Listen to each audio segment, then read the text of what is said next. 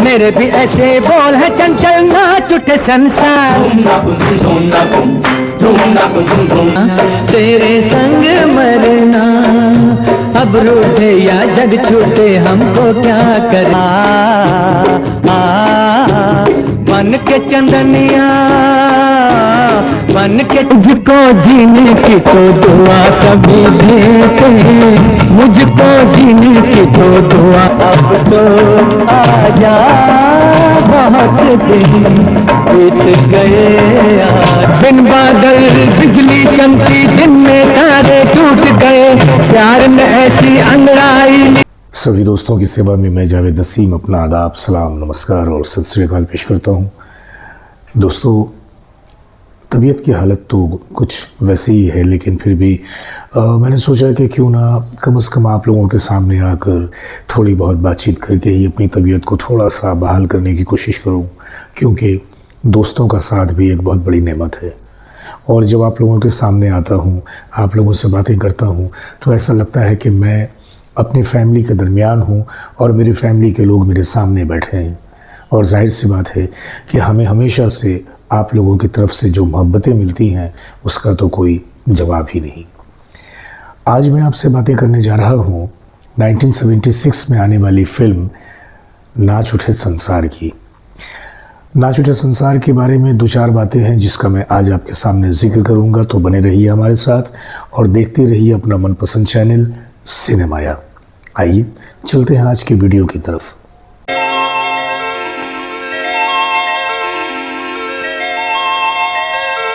दोस्तों, आप में से बहुत सारे लोग ऐसे होंगे जिन्होंने इस फिल्म को ज़रूर देखा होगा। 1976 में ये फिल्म आई थी। इस फिल्म के हीरो थे शशि कपूर, हीरोइन थी हेमा मालिनी, साथ में थी सिमी ग्रेवाल, अरुणा ईरानी। ये एक अपने दौर की बड़ी ही म्यूज़िकल हिट फिल्म थी। फिल्म के तमाम गाने बहुत ही खूबसूरत। अक्सर ऐसा होता है कि फिल्मों में तरह तरह के गाने होते हैं और जो म्यूज़िक कंपोज़र होते हैं वो तरह तरह के साज़ों का इस्तेमाल करते हैं, लेकिन इस फिल्म में यानी कि नाच उठे संसार में जिसके संगीतकार थे लक्ष्मीकांत प्यारेलाल जी, इन्होंने एक बहुत ही ख़ास अंदाज का संगीत दिया था। एक साज़ है हमारा हिंदुस्तानी साज़ जिसे हम मादल कहते हैं, और ये मादल जो है इसकी जो शुरुआत हुई थी ये उड़ीसा से हुई थी। तो उड़ीसा में इन्वेंट किया हुआ ये एक बड़ा ही प्राचीन साज़ है जो कि वक्त के साथ साथ चलता रहा। और कहते हैं कि मादल का ताल्लुक़ सम्राट अशोक के दौर से है, यानी कि उस दौर से मादल का लोग इस्तेमाल करते थे और अपनी रिलीजियस महफ़िलों में भी इसे बजाते थे।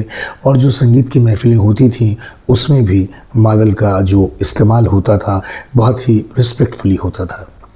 मादल के बजाने वाले भी बड़े ख़ास लोग होते थे, क्योंकि इस साज़ में एक ऐसी मादकता होती है, एक जादू होता है कि सुनने वाला उस जादू से ख़ुद को बचा नहीं पाता।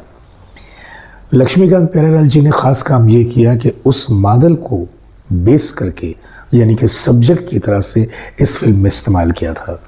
फिल्म के तकरीबन हर गाने में उन्होंने मादल का इस्तेमाल किया था और दो तीन गानों में तो इतना खूबसूरत इस्तेमाल किया जो सुनने और देखने से ताल्लुक़ रखता है।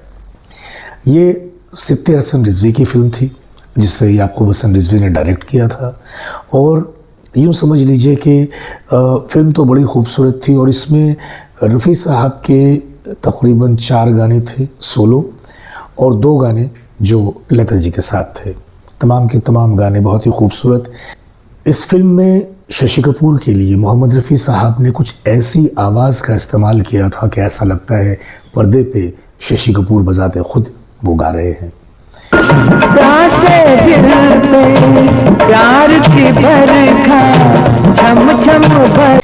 रफ़ी साहब की आवाज़ में वो जो शोखी का एक ख़ास उनसर नज़र आता है इसके तमाम गीतों में सुनने से ताल्लुक़ रखता है।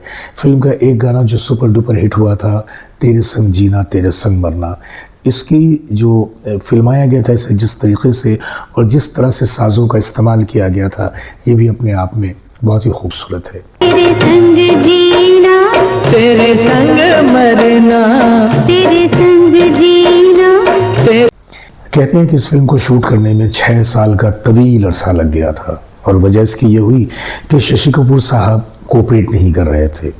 शशि कपूर साहब की शूटिंग के कुछ पैसे बाकी थे उनके कॉन्ट्रैक्ट के, जिसकी अदायगी नहीं होने की वजह से शशि कपूर ने फिल्म की शूट करने से इनकार कर दिया था। नतीजा ये हुआ कि जब जब बेचारे प्रोड्यूसर साहब के पास पैसे आते वो शशि कपूर साहब की पेमेंट लगाते और फिर उस हिसाब से शशि कपूर शूट करते। इसका असर ये हुआ कि जो फिल्म बड़ी खूबसूरत बन सकती थी या जो उस ज़माने में काफ़ी हिट हो सकती थी वो सिर्फ टाइम के गैप की वजह से नहीं हो सकी क्योंकि वक्त गुज़रता गया, फिल्म डिले होती गई और इस 6 साल के अरसे में तरह तरह की फिल्में आ गईं जिनका अपना मिजाज था, अपना रंग था। लेकिन बहरहाल फिल्म के जो गाने थे, गानों की लज्जत से, गानों की चाशनी से किसी को भी इनकार नहीं हो सकता। मैं आपको ये बता रहा था कि इस फिल्म में 6 गीत थे। 6 गीत में 4 गीत तो रफ़ी साहब की आवाज़ में सोलो थे, एक से एक बढ़िया गीत, और 2 जो लता जी के साथ डुएट थे वो भी बड़े शानदार थे। आइए मैं आपकी यादों को ताज़ा करते हुए आज इसी फिल्म के वो तमाम नगमे थोड़े थोड़े से झलकियों के रूप में पेश कर रहा हूँ, इस उम्मीद के साथ कि आज का ये वीडियो भी आप लोगों को बहुत ही पसंद आने वाला है। आइए देखते हैं उन गीतों की झलक।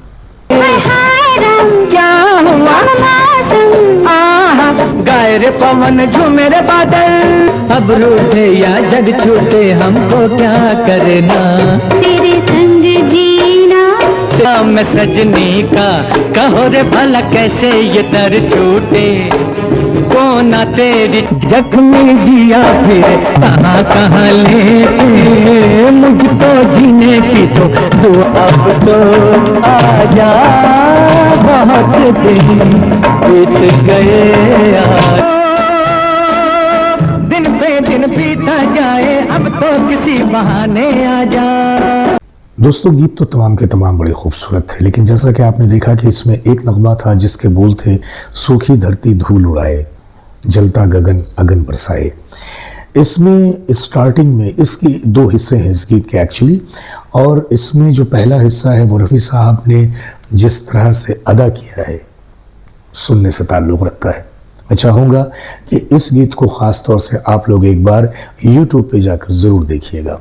अब तो आजा बहुत दिन बीत गए। मैं आप लोगों को ये बता रहा था कि लक्ष्मीकांत प्यारेलाल जी ने अपनी संगीत की जो फनकारी थी उसका बेपनाह इस्तेमाल किया था। एक ऐसा तजुर्बा जिसे आम तौर से लोग करते हुए डरते हैं। हालांकि उसी ख़ानदान के एक और हीरो ऋषि कपूर, आने वाले दिनों में सरगम, आपको याद होगी फिल्म सरगम में भी डफली का इस्तेमाल किया गया था, और डफली का भी इस्तेमाल करने वाले, डफली को सब्जेक्ट की तरह से यूज़ करने वाले वही हमारे लक्ष्मीकांत प्यारेलाल जी थे। और इस फिल्म में भी लक्ष्मीकांत प्यारेलाल जी ने मादल का एक बहुत ही खूबसूरत इस्तेमाल किया था। हमारे जो लोग हैं वो अब तो शायद इन साज़ों को भूल चुके हैं। मेरे बाजू में गिटार रखा है, इसे तो सभी जानते हैं, लेकिन मादल के बारे में लोग बहुत कम जानते हैं।